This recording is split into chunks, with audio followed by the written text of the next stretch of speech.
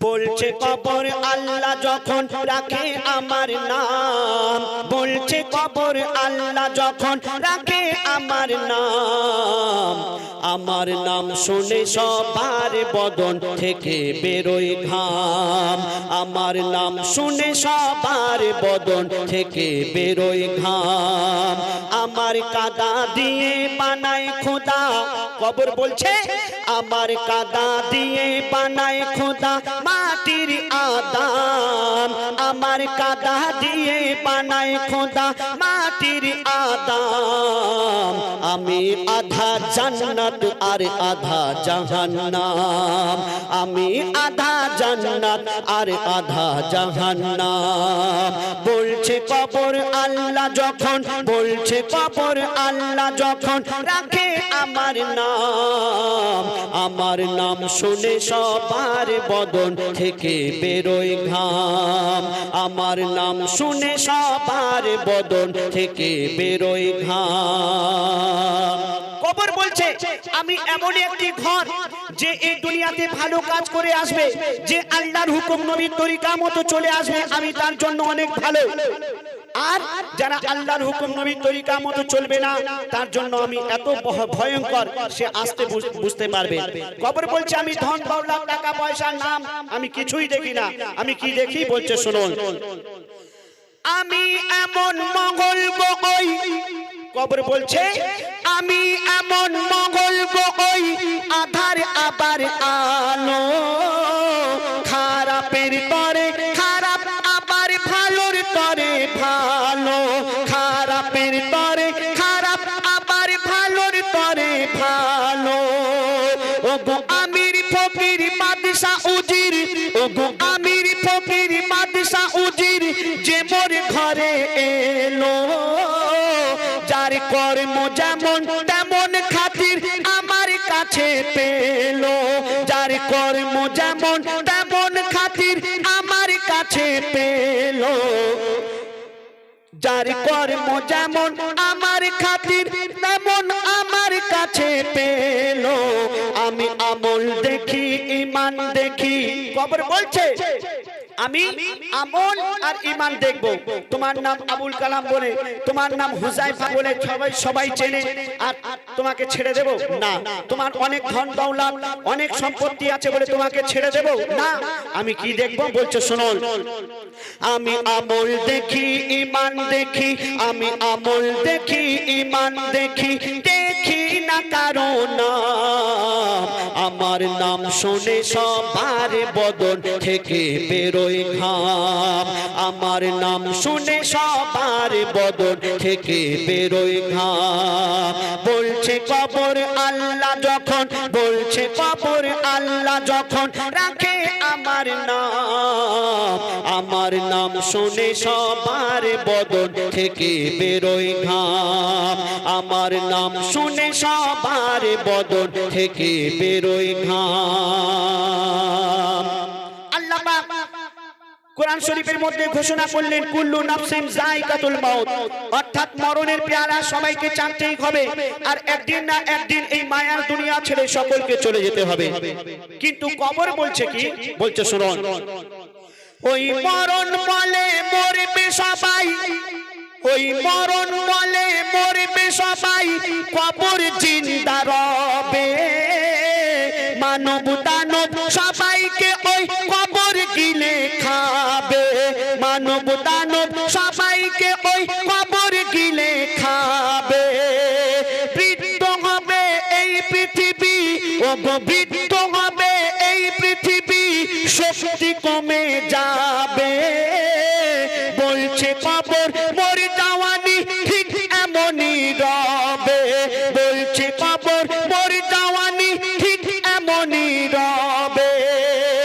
এই দুনিয়াতে যখন আদম আলাইহিস সালাম এসেছিলেন তখন এই দুনিয়া একদম বাচ্চা ছিল, কম বয়সের ছিল, এখন এই দুনিয়া বুড়ো হয়ে গেছে, কোন মুহূর্তে ধ্বংস হয়ে যাবে আমরা নিজেরা কেউ জানি না, যার জন্ম হয়েছে তার মৃত্যুবরণ করতেই হবে। তো কবর কি বলছে শুনুন, বৃদ্ধ হবে এই পৃথিবী, শক্তি কমে যাবে, বলছে কবর মোর জাওয়ানি ঠিক এমনই রবে, বলছে বলছে কবর মোর জওয়ানি ঠিক এমনই রবে আমি হই না বুড়া হই না খোড়া আমি হই না বুড়া হই না খোড়া আমার এত দাম আমি আধা জান্নাত আর আধা জাহান্নাম আমি আধা জান্নাত আর আধা জাহান্নাম বলছে কবর আল্লাহ যখন বলছে কবর আল্লাহ যখন রাখে আমার নাম শুনে সবার বদন থেকে বেরোয় ঘাম আমার নাম শুনে সবার বদন থেকে বেরোয় ঘাম তারপরে শুনুন আমাদের বাড়িতে কোনো অনুষ্ঠান হলে আমাদের আত্মীয় স্বজন বন্ধু বান্ধব আসে না ভাই এই পাড়াতে জলসা হচ্ছে আপনাদের বাড়িতে কত কুটুম এসছে তো কবর বলছে এই দুনিয়ার যত ইনসান আছে যত মানুষ আছে সবাই আমার কুটুম আর আমার বাড়িতে একদিন না একদিন আসতেই হবে তো আমাদের বাড়িতে যখন কুটুম আসে আত্মীয় স্বজন আসে বাজার থেকে খাবার বা ফল টল কিছু নিয়ে আসে তো কবর বলছে আমার বাড়িতে যখন আসবে দুনিয়ার কোনো খাবার নিয়ে আসলে হবে না তাহলে কি নিয়ে আসতে হবে ভালো আমল নিয়ে আসতে হবে আর নেকি নিয়ে আসতে হবে আর তুমি এই দুনিয়ার যখন আত্মীয় স্বজনের বাড়িতে যাও সঙ্গে কারো নিয়ে যাও কিন্তু আমার বাড়িতে যখন আসবে তখন কাউকে নিয়ে আসলে হবে না তো বলছে শুনুন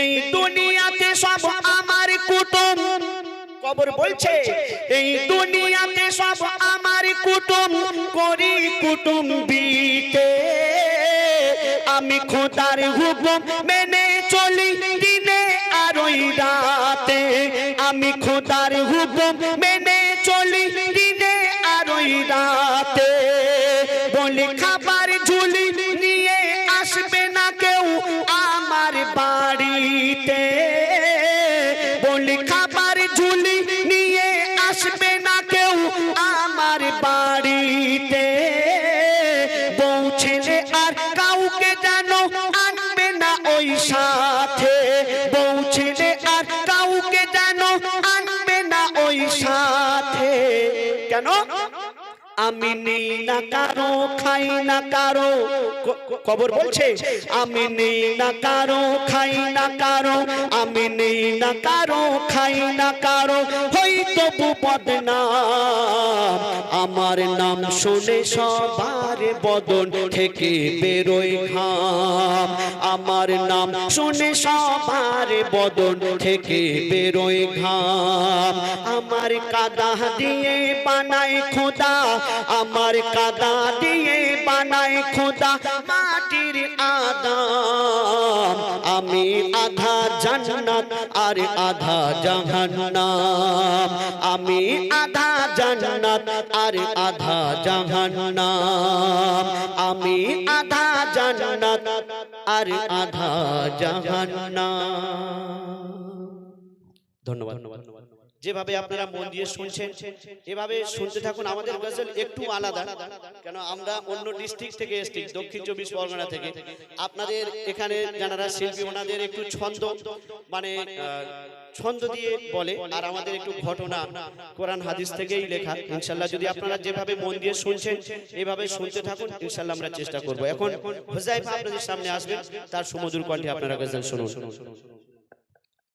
অনেক অনেক ধন্যবাদ আমাদের বন্ধু আবুল কালাম সুন্দর গজল শোনালেন আপনাদের সম্মুখে তো এইবার আমি আমার কাছে অনেক গজল ফরমাইশ রয়েছে আর প্রায় অনেকটা ফাঁকা হয়ে গেল আরামে আপনারা দাঁড়িয়ে আছেন আর অনেকক্ষণ পরে আমি সুযোগ পেলাম আপনাদের আল্লাহর রহমতে কেন সত্যি বলতে আপনাদের এদিকে অনুষ্ঠান একটু অল্প সময় হয় আর আমাদের ওইদিকে এরকম অনেক শিল্পী হলে ফায়দা কেন অনেকক্ষণ মানে রাত 2, 3, 4 পর্যন্ত অনুষ্ঠান হয় আর আপনাদের 12টা বাজলে মানে অনুষ্ঠান শেষ আর আমাদের দুজনারই শুধু এই 12টা পর্যন্ত সময় লাগে কেন নাহলে কেন আমাদের অনেক গজল আছে, অনেক ঘটনামূলক গজল। আমাদের গজলগুলো একটু এক একটা গজল হয়তো 4 মিনিট 5 মিনিট করে সময় লাগে, আর দাদারা যে গজলগুলো ফরমাইশ করেছে সবগুলোই একটু সময়।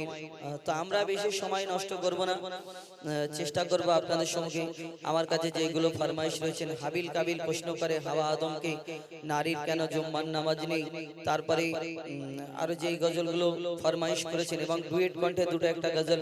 তারপরে আমার ওই দাদা ফরমাইশ করেছেন মায়ের সম্মান বেশি না বাপের সম্মান বেশি। এটা তো মনে হবে না, কেন এটা একটু সময় লাগে, আর আজকে সময় অনেকটা অতিবাহিত হয়ে গেছে, পার হয়ে গেছে।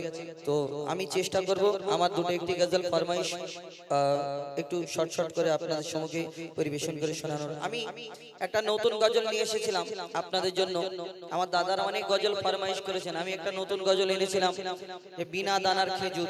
এই বিনা দানার খেজুরটা হলো কোথা থেকে? আমরা আপনাদের এই পুকুর পাড়া বা আপনাদের এই সব জায়গায় কত খেজুর গাছ আছে, কিন্তু এই এত খেজুর গাছ আছে, কিন্তু খেজুর গাছে কোনোদিন দেখেছেন? আমার অল ওয়েস্ট বেঙ্গল ঘুরে খেজুর গাছের মধ্যে খেজুর গাছ আছে, কিন্তু খেজুর হয়, কিন্তু সেই খেজুরের দানা থাকে না, এরকম না। ভারতবর্ষে খুঁজলে পাবেন না একটা এই খেজুর শুধু আরবের বুকে পাওয়া যায়, বিনা দানার খেজুর। কিন্তু আমরা কোনোদিন ভাবি যে বিনা দানার খেজুরটা হলো কোথা থেকে? সব খেজুরে যদি দানা আছে, ওই লম্বা খেজুর, গোল খেজুর, কাঁচা খেজুর, পাকা খেজুর, শুকনো খেজুর, সব খেজুরের ভিতরে আঁটি থাকে, দানা থাকে, কিন্তু একটা খেজুর আছে যার ভিতরে দানা নেই, বিনা দানার খেজুর। এটা ঘটনামূলক গজল, তো ভেবেছিলাম বলবো। তো যাই হোক, আমাদের কাছে যেগুলো ফরমাইশ রয়েছে সেগুলো গাই, যদি তার মধ্যে সময় পাই ইনশাআল্লাহ আপনাদের সঙ্গে তুলে ধরব। কবি ছন্দের মাধ্যমে অতি মূল্যবান কথাই লিখছে। দেখুন, সর্বপ্রথম ছোট্ট একটি নবীর শানে ছোট্ট একটি গজল পরিবেশন করে শোনাবো, একটা কলি, তারপরে ফরমাইশ পরিবেশন করে শোনাবো। লিখছে দেখুন, बेमिसाल बेमिसाल बेमिसाल नबी, बेमिसाल बेमिसाल बेमिसाल नबी, बेमिसाल बेमिसाल बेमिसाल नबी, बेमिसाल बेमिसाल बेमिसाल नबी। ওগো বেমিসাল নবী মোর, তোমার নাই তুলনা। ওগো বেমিসাল নবী মোর, তোমার নাই তুলনা। ওগো বেমিসাল নবী মোর, তোমার নাই তুলনা। ওগো বেমিসাল নবী মোর, তোমার নাই তুলনা।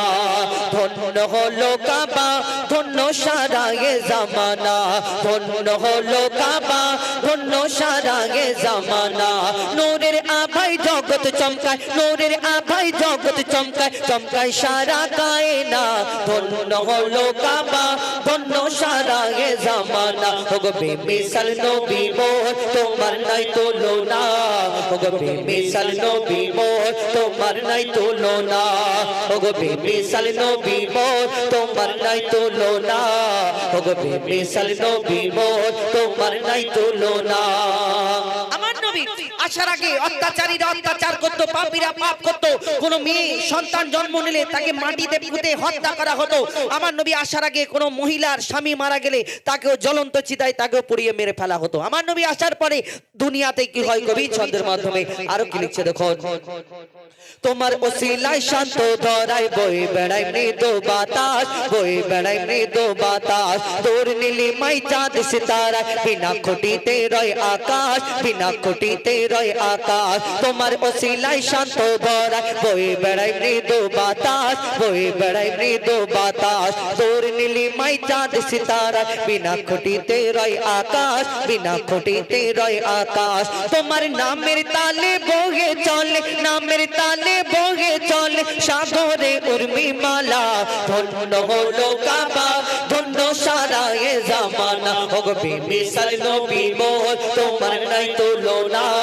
ওগো বেমিসাল নবী মোর, তোমার নাই তুলনা। ওগো বেমিসাল নবী মোর, তোমার নাই তুলনা। ওগো বেমিসাল নবী মোর, তোমার নাই তুলনা।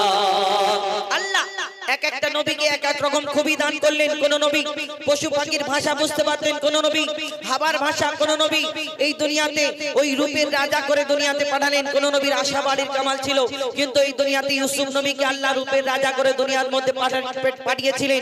আর বিবি জুলাইখা জানার প্রেমে মগ্ন আমরা সবাই জানি।